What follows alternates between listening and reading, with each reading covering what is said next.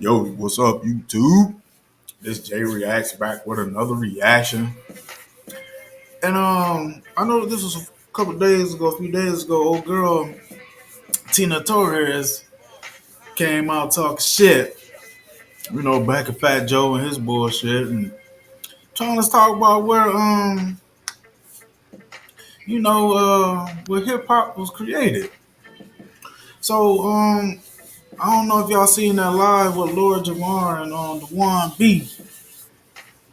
But go back and check that replay of that live, man. The One B went in with some facts. I'm gonna play a couple clips from that, and with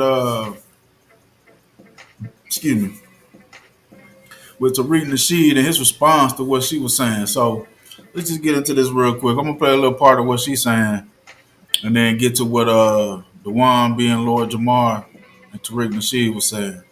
Let's get it. Like I had this conversation with Ralph McDaniels back in like 2017, and the from people that were around at the time, it's really hard to pinpoint and tell who exactly made up hip hop because it was not created by one person. It's Right. it's a whole uh, energy that takes place that people start to contribute to. It's a pot, and they put their, and then next thing you know, it becomes an organization, and people start to, you know, group themselves into this thing, and that's how it begins. Hmm. Yeah. I'm gonna do a movie. I'm gonna do a movie about the truth of hip hop culture. I walk people through all the steps. I'm gonna do a movie and show how we can create a successful hip hop documentary on our own without going through the dominant society. Because if we go through the dominant society, they're gonna black and brown shit. We need to do a documentary talking about our history from our perspective, and this is how we're gonna do it. We did it.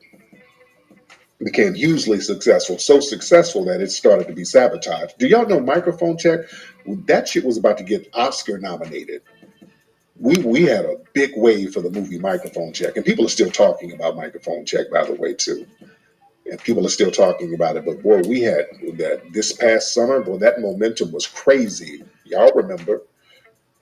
And there was a lot of Oscar buzz. We were doing a lot of mainstream press, and the reviews of the film were phenomenal. I mean, we're getting phenomenal reviews and a lot of Oscar buzz talk. And a lot of the theaters and everybody was getting on board for the Oscar run. And boy, some of those haters start sabotaging that shit left and right, man. They were sabotaging it because they were so pissed that we built that thing up from the grassroots. So again, Here we this go, Latino responding woman, to this Puerto Rican, I think Tina she's Puerto Rican. Torres. Y'all gotta hear this, family. Y'all give me a retweet. This is a heavy one right here. Um, as you guys know, Fat Joe's been running around here with that hip hop 50-50 nonsense. And then you have the Derek Colognes and all of these people. And a lot of these folks are upset with the movie Microphone Check, where we clear up all the lies and tell the truth. But I gotta play this clip for you guys here. This woman here, this is, I think she's Puerto Rican. Her name is Tina Torres, and she's a rapper. Nobody never heard of her. So this woman here, let me get the link up real quick. She was on Panda Chop's podcast. Shout out to Panda Chop. Got to give a Panda Chop a shout out. Shout out to Panda Chop. You guys check out his channel. And Panda Chop, if you're listening, fair use. And I'm letting everybody know to go to your page to watch the some of the other interviews. But we're showing this under fair use because we're giving commentary on it. So this is fair use commentary about this clip. This is heavy. Family, I want y'all to hear this Latina woman um, explain the origins of hip hop, ladies and gentlemen. Now that we've done the movie Microphone Check and we expose the truth, now some of these folks are just going for the gusto and crashing out with it. So this woman right here, this is a Latina woman explaining The origin of hip hop, ladies and gentlemen. I want y'all to listen very close to this, ladies and gentlemen. All right, hold on, y'all. Bear with me. Hold on 1 second. Let me get all my links and everything together. Man, this is a ride right here. Hold on. So we got so much to talk about. I know you got a busy schedule, so I'm glad that you were able to find time to talk today. All right, first and foremost, Fat Joe versus the FBA. You know, he called the FBA a bunch of broke N-words and said that they were radical racists. And this comes from, Fat Joe's been saying for the longest time that hip-hop was created by blacks and Puerto Ricans 50-50. The FBA has been pushing back on that, saying that, no, this is created and found by foundational black Americans. Right. Fair use and right. And Puerto Ricans and other Latinos have contributed along the way, but they were not the inventors, right? So that's the reason why Fat Joe is upset. What did you think about that? I mean, like, I had this conversation with Ralph McDaniels back in like 2017. Okay, I want y'all to see what she's doing, all right? I want y'all to follow the strategies of what she's doing. All right, we're going to break this down. So the first thing she said, well, I had this conversation with Ralph McDaniels. So Ralph McDaniels is a black man who's very respected in the hip-hop circles because he had the Video Music Box in New York in the 80s. So he's a respected journalist of hip-hop. So this is how they use a black person to hide their agenda or to co-sign their agenda. So the first thing they do to get credibility is to name a black person who agrees with them. Yeah, somebody said did Ralph tap that? I don't know. But yeah, you might find a brother who will go along with you if they're trying to smash, and I'm not saying that Ralph was. But yeah, when a dude is trying to hit, yeah, they'll go along with whatever you say.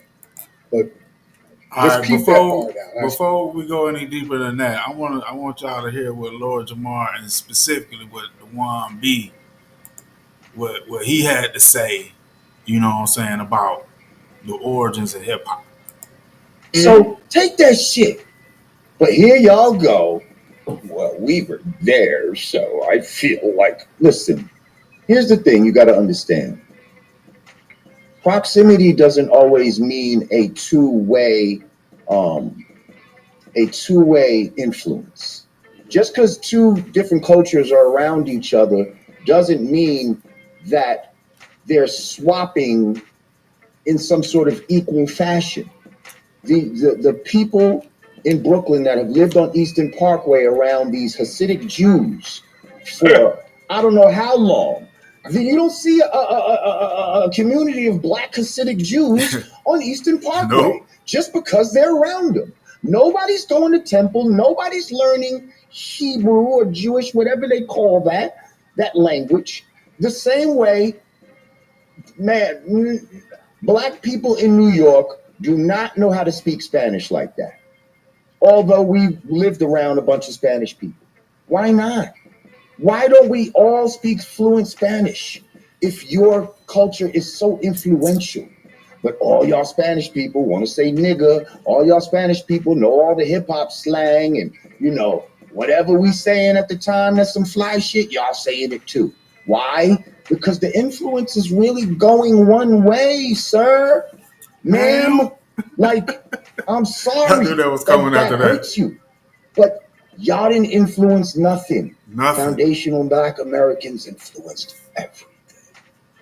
Okay, before Dewan B, let's get back into what this chick, Tina Torres, was saying, goddamn.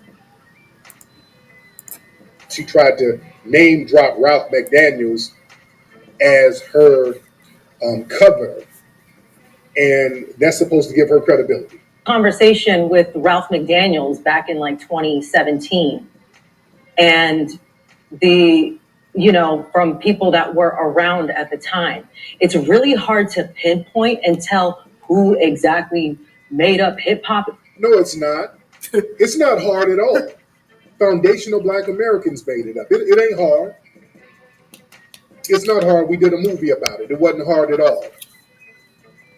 And by the way, with Ralph, all she did was drop his name. I don't think Ralph really said anything. She's just naming him as somebody she knows personally. I don't even think he co-signed under this nonsense she's saying. I don't think he co-signed that. She just kind of dropped his name as if she has a personal relationship with him. You see, if Ralph McDaniel was his Trinidadian, I don't know. I don't know. But hold on. Hold on. Hold on. Go. Because it's not was not created by one person. It's Right. it's a whole energy that takes place that people start to contribute to. It's a pot, and they put their, and then next thing you know, it becomes an organization, and people start to, group themselves into this thing, and that's how it begins to grow. So, when I sat there with Ralph McDaniel's Video Music Box, he agreed that it was a combination of, multi different people, putting in their 2 cents. So Ralph was probably trying to smash. Who gives a damn?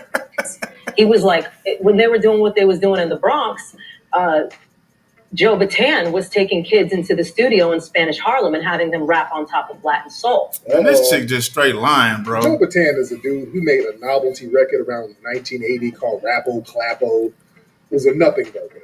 Joe Bataan is a nothing burger in hip hop. This is actually why I call hip hop the bastard child of Latin music, because The bastard child of Latin music. She called hip hop the bastard child of Latin music. I want y'all to let that sink in, ladies and gentlemen. She calls hip hop the bastard child of Latin music. All right? You see what I'm saying? Hold on. Hold on. he was like, when they were doing what they was doing in the Bronx, Joe Bataan was taking kids into the studio in Spanish Harlem and having them rap on top of Latin soul. This is actually why I call hip hop the bastard child of Latin music, because sonically, what they were hearing in the streets of New York City at the time came from that Latin music. Boogaloo. Okay, we're gonna pause right there because we got to check this with Dewan B. He puts this to shame. Man, that's why like certain things. One thing they teach you in anthropology is you if you're going to research something, you have to research the context around which it is, the environment, to give it a holistic point of view. And as Black Americans, we are Americans. And what is it about them? What's the one thing people hate about Americans? Is we're extremely ethnocentric. We are an ethnocentric group. To be an American is to not give a damn about anything outside of America, for better or for worse. We don't learn other languages. Nope. That's other countries complain about us. They call us dumb Americans because we don't know their customs and culture. Why? Right. We don't give a fuck about your custom and culture. Facts. And it is not to be disrespectful, but we too busy fighting is the South, East, West, Midwest. We got so much cultural greatness within America. And that's not just Black America. That's like America. That's America. Yes, America. To make it even worse on these people, these people who are mad at us, they have the lightest treatment of any immigrant group to ever come to America. Because if you came to America after slavery in the 1800s to Ellis Island, you had to change your name from Christopherson to Christopher, from Dump, like Donald Trump did, to Trump. You had to Americanize your name and get rid of where you come from. That's what being an American is. America, if you just look at the bigger context of America, to the white people that you guys worship, when it comes down to it, to be an American is to forget where you come from. That's really what being an American is. So when you're talking about that, that's just in the greater context of living in the United States of America. We as Black Americans, we have that dynamic going along with, we have so much competition within our own culture, from the Midwest to the South, to the East to the West. We so focused on each other, we don't have time to think about y'all, nor do we give up. Not that you guys are less than or whatever, we just don't care. And when it comes to sourcing information, you got to give me not only musical, because the foundation, y'all keep talking about inspiration. The foundation for inspiration is the motivation. What are you motivated to listen to and participate in? When it comes to inspiration, one of the other things we can look at outside of the music, going back is what you mentioned, language. You know, y'all bring up Kool Herc. He named himself Kool. It was Lester Young that came up with the term cool. When it comes to a lot of y'all hip hop lingo, That Lester Young came out of Kansas City, came to New York. He came up with the terms cool. He came up with the term bread, pay me my bread after the show, using bread for money. The term homeboy, homegirl, Lester Young. Really? The term press, we talk about the group Dead Press. We salute you, Mr. Lord Jamar, for he dropping facts. really putting them up us on game to them. Yes, the term press, Lester Young. The term big, Lester Young. What about rap? Let me rap to you. This is one black person. These are names that he used that when he moved to New York got pushed around, and 50 years later, you have a DJ that called himself Cool Herc. He didn't call himself Bumbleclock Herc.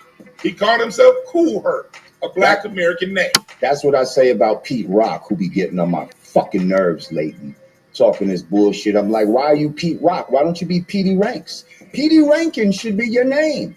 Right. But you coming in here want to be Pete Rock because you know that's some hip hop shit. That's some black foundational black American sounding shit. I don't even know Pete Rock was tripping like that. You want to be? Why don't you be Bumba Clap Rock Clap number one? Why you not be that? Yeah. And that's the thing, man. Hip hop takes like fried chicken and fries, not jerk sauce and beef patties. You dig what I'm saying? You can taste it in the music. You can taste it in the music, and it's not sofrito on there neither. There's no Goya inside hip hop. I'm sorry. I'm sorry. And that's the thing is, it's so insulting. Like, this is, and what we're talking, the reason why it's so insulting, Pete Rock, Busta Rhymes, and all y'all, is because when you go to the scholarship, books like race music, it's talking about from bebop to hip hop. The scholarship, we're not talking about Africa Bambaataa and these made up stories that they don't want to debate. Lord Jamar put out a debate to KRS One and all back in July. None of y'all responded. Y'all just running your mouth. When you go into the books, when you go into the scholarship that's peer reviewed by the music scholars, it always talks about the direct line from black American music out of the slave fields in the South and out of the free black societies in the North, especially in Philadelphia, how that has a direct correlation to hip hop. And the main reason why hip hop blew up the way it blew up is because they took the music out of the schools. Music industry stopped funding bands. So they said, okay, drop the knowledge. We gotta pay this band. Drop that knowledge, DB. In the early 80s, they took all that music out because it was cheaper for the record industry, one. Two, there was also a massive plan set forth in the early 70s by Kissinger and those folks to lower the vibration of black American music, because the question was asked, why are black people so militant? Why are they so knowledgeable? Why are they so on it? And they were like, really, it's coming from the music. Curtis Mayfield, it's Aretha Franklin, it's James Brown. So the government set out to suppress these voices. They took the live instrumentation out on purpose. That's why you can listen to a song in 1979 and then a song in 1986. Forget hip hop, let's talk about R&B. From 79 to 86, you have completely different things. Ooh, he dropping facts. Facts upon facts. He dropping fire, spitting flames. But let's get back into what this chick was talking about when Tariq responded to her. Family, she sounds like the female version of Derek Cologne. So I'm telling you, all of this nonsense was coming from somewhere. There's some kind of central source where they're cooking up these specific lies. This is what I told y'all. This is where it was going all along, ladies and gentlemen. Family, this is where I told y'all they were going with this nonsense. The whole 50-50 thing, that was part of the lie. That whole 50-50 thing, that was the first step of the lie. Unfortunately, we didn't go for it, because what they're really wanting to say, the real thing is for them to say Latinos created hip hop and we got it from them. That's what I've been telling y'all all along. That was the plot. Unfortunately, we killed the plot with Microphone Check. That's why they always got to bring up Tariq and FBAs and all that. Yeah, we killed that bullshit lie. We stopped that lie in its tracks. That's where they were trying to go with this, ladies and gentlemen. They were trying to say that they actually created it.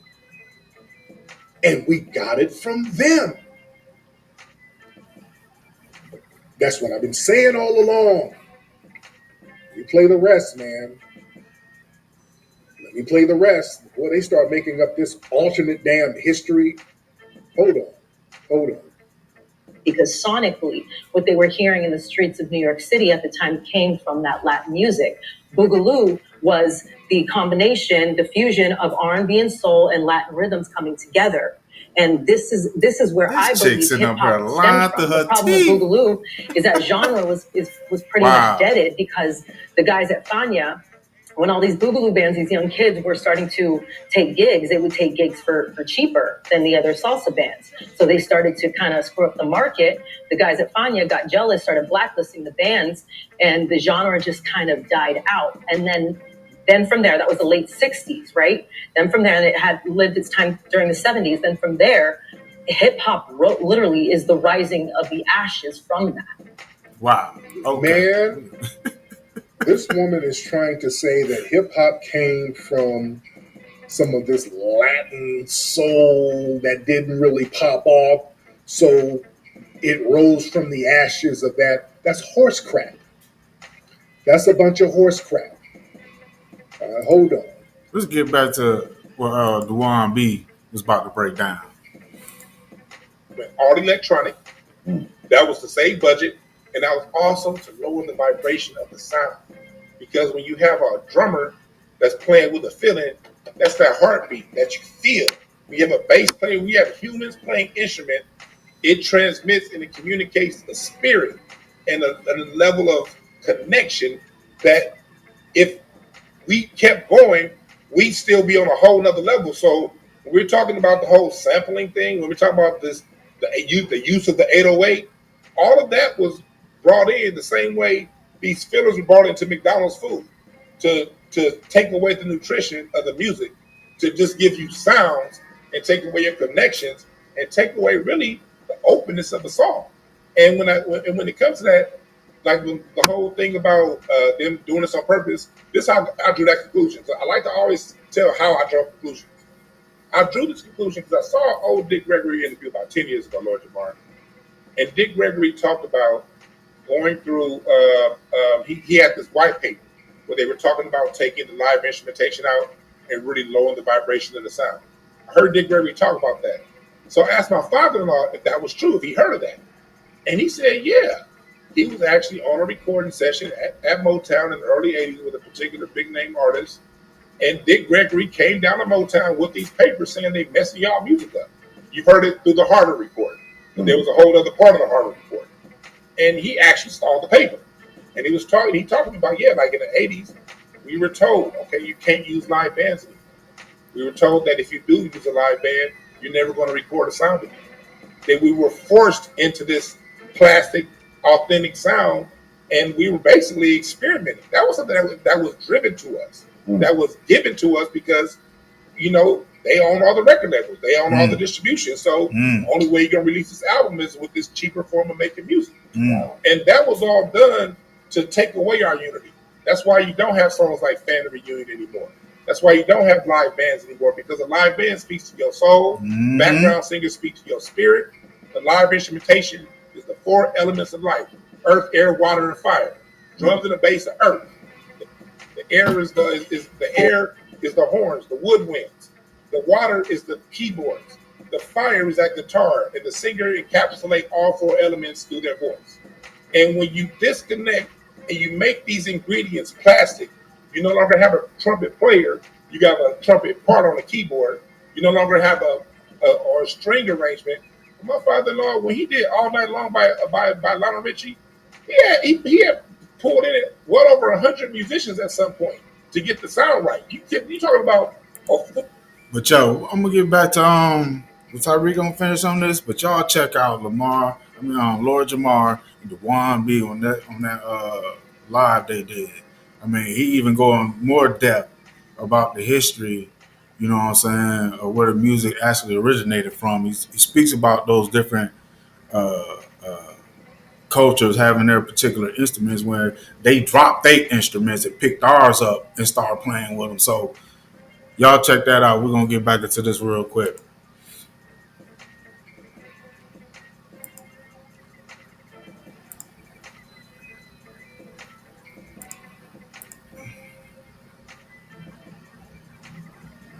And early hip hop, you hear a lot of percussion in there. You hear, certain rhythms, certain sounds, and it's just a melting pot.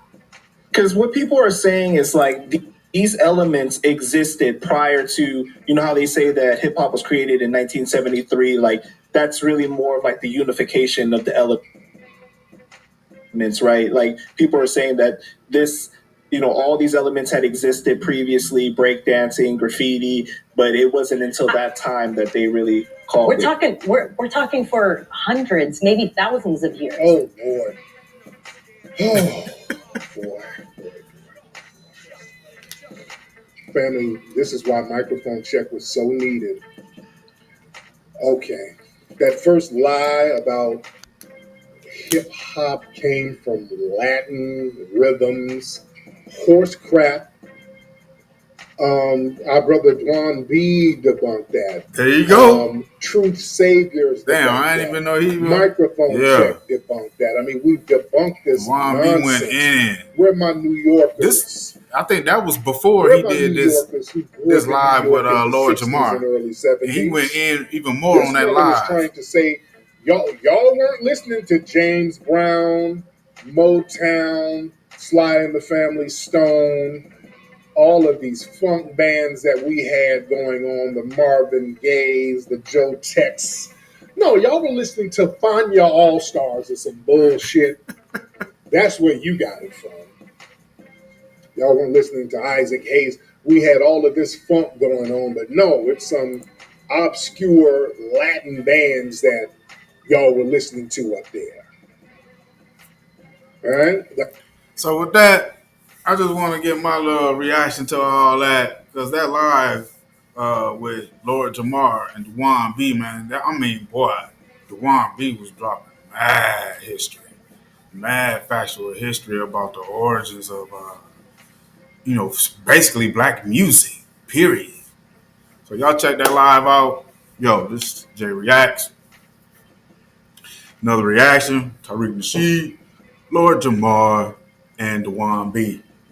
Yo, y'all hit that like button, y'all hit that subscribe button, and I'm gone. Peace.